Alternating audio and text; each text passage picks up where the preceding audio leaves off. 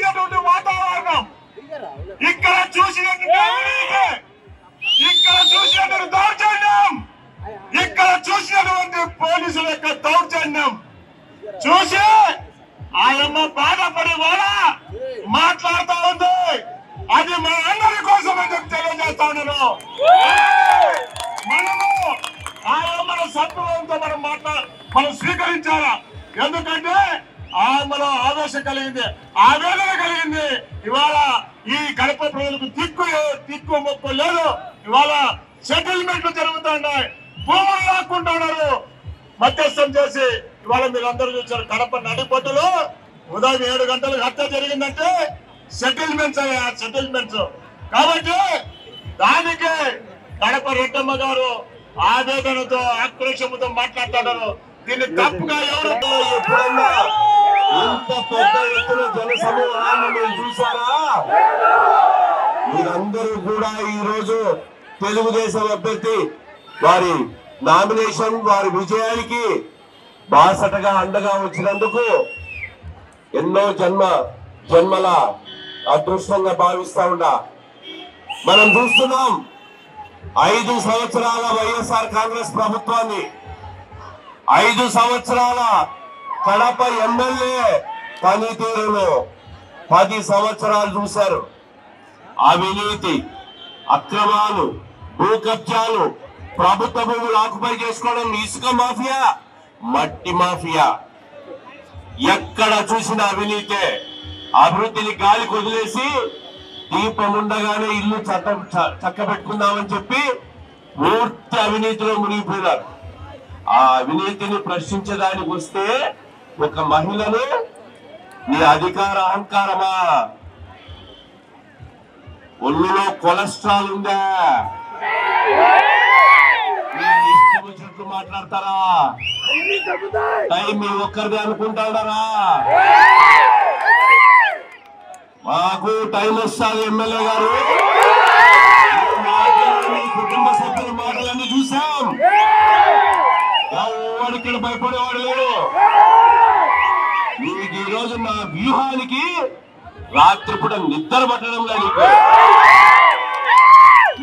ఎన్నికల్లో 3వ స్థానమే, ఎన్నికల్లో ఎమ్మెల్యేది 3వ స్థానమే. ఛాలెంజ్ చేసి చెప్తాడా అతని 3వ స్థానం వస్తుంది. తెలుగుదేశం పార్టీ ఘన విజయం సాధించడం కడపలో, రాష్ట్రంలో ఎన్డీఏ కూటమిలోని బీజేపీ, జనసేన, తెలుగుదేశం పార్టీ ఆధ్వర్యంలో చంద్రబాబు నాయుడు గారు ముఖ్యమంత్రిని ఆపే శక్తి ఎవరికి రాష్ట్రంలో లేదు. చూసాం కడపను సర్వనాశనం చేశారు 5 సంవత్సరాల్లో. ఎక్కడ చూసా నడి రోడ్డు మీద హత్యలు చేశారు, ప్రశ్నించే వాళ్ళ మీద కేసులు పెట్టారు, సామాన్యులు భయభ్రాంతులు గురి చేశారు, మహిళలు నోరు విప్పాలంటే భయపడుతున్నారు, రాత్రిపూట బయటికి రావాలంటే భయపడతా ఉన్నారు. ఇంత భయానక పరిస్థితి 5 సంవత్సరాలు చూసినంత 70 సంవత్సరాల భారతదేశ చరిత్రలో కడపలో ఎప్పుడు చూడలే. అంత ఘోరాలు ఈ 5 సంవత్సరాలు చూసాం. ఈరోజు తెలుగుదేశం పార్టీ భారతీయ జనతా పార్టీతో, జనసేనతో కలిసి మీతో యుద్ధం చేస్తా ఉంది. మాకున్న శక్తితో మీరు పోరాడలేరు మిస్టర్ వైఎస్ఆర్ కాంగ్రెస్ పార్టీ అభ్యర్థి అంజన్ బాషా గారు. నీ అవినీతితో కూరుకుపోయినావు. నీ కుటుంబ అహంకారం చూసా. నీ అహంకారాన్ని మే 13వ తేదీ ప్రజలు బట్టంతో ఒత్తి నీ అహంకారానికి సమాధానం చెప్తారు. మహిళ ప్రశ్నించడానికి వస్తే బుడబుక్కలు దాన్ని అంటారా, గంగిరెద్దు అని మాట్లాడతారా, ఫ్లెక్సీలు రాని మాట్లాడతారా? అంత అహంకారమా, అంత అధికార దాహమా? నీ అట్లా టోలను నా అనుభవంలో చాలా మందిని చూసా. ఏదో జగన్ బొమ్మ పెట్టుకొని గెలిచినావు. ఈసారి గెలిచి చూపించు. నీది 3వ స్థానమే. కడపలో 20 సంవత్సరాల తర్వాత తెలుగుదేశం పార్టీ అభ్యర్థి గెలిచబోతున్నారు.